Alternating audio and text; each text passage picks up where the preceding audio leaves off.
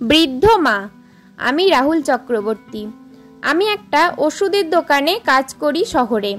একদিন দোকানে খুব ভিড় ছিল। আমি গ্রাহক সামলাতে সামলাতে হঠাৎ দেখতে পাই কিছুটা দূরে একটা গাছের নিচে এক বৃদ্ধা মহিলা দাঁড়িয়ে আছে। 2-3 বার আমার নজর ওই বৃদ্ধা মহিলার দিকে যায়, আর ততবারই দেখি ওই বৃদ্ধা মহিলা দোকানের দিকে তাকিয়ে আছে। দোকানে ভিড় কম হওয়ার পর আমি ওই বৃদ্ধা মহিলার কাছে যাই এবং ওনাকে জিজ্ঞাসা করি, মাসিমা কি হয়েছে? আমি অনেকক্ষণ ধরে দেখছি আপনি এই গাছের নিচে দাঁড়িয়ে দোকানের দিকে তাকিয়ে আছেন। আমাকে বলুন আপনার কি হয়েছে, আমি কি আপনার কোনোভাবে হেল্প করতে পারি? বৃদ্ধা মহিলা বলে, আমি এই পাশের পাড়ায় থাকি।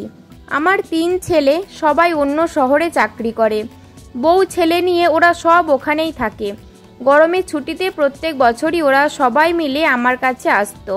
সবাই মিলে থাকতে আমার খুব ভালো লাগতো। কিন্তু এই বছর ওরা সব সিদ্ধান্ত নিয়েছে কোনো এক পাহাড়ে ঘুরতে যাবে। সেই কারণে এই বছর ওরা কেউ আমার সাথে দেখা করতে আসবে না।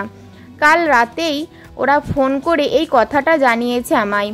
কালকে পুরো রাত আমি এই কথা চিন্তা করে করে ঘুমাতে পারিনি। তাই আমি আজ এই ওষুধের দোকানে এসেছি।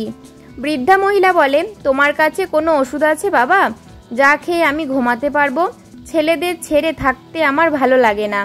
আমায় এমন ওষুধ দাও যেটা খেয়ে আমি যেন বরাবরের মতো ঘুমিয়ে পড়ি।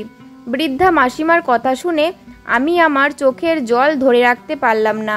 আমি বৃদ্ধা মহিলাকে বললাম, আমার কাছে এমন কোনো ওষুধ নেই মাসিমা, আমায় ক্ষমা করে দিন। বন্ধুরা, আমি আপনাদের কাছে একটা অনুরোধ করব, আপনারা যত দূরেই থাকুন না কেন মায়ের সাথে মাসে অন্তত একবার দেখা করতে আসবেন, কারণ মা আপনাদের আশায় বসে থাকে। গল্পটি যদি ভালো লাগে একটা লাইক অবশ্যই দেবেন এবং বন্ধু ও প্রিয়জনদের শেয়ার করে চ্যানেলটিকে সাবস্ক্রাইব করে পাশে থাকবেন। ধন্যবাদ।